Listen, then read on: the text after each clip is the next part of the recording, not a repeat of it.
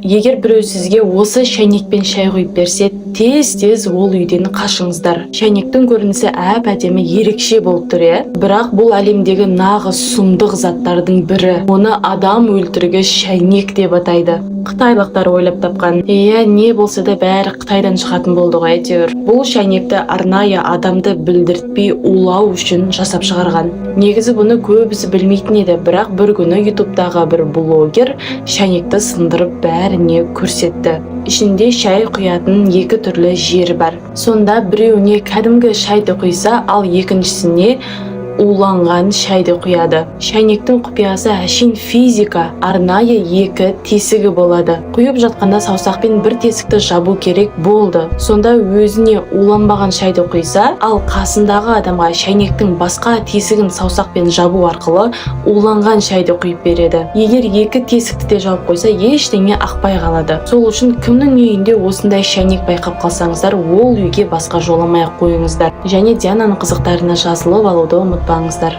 Мақұл?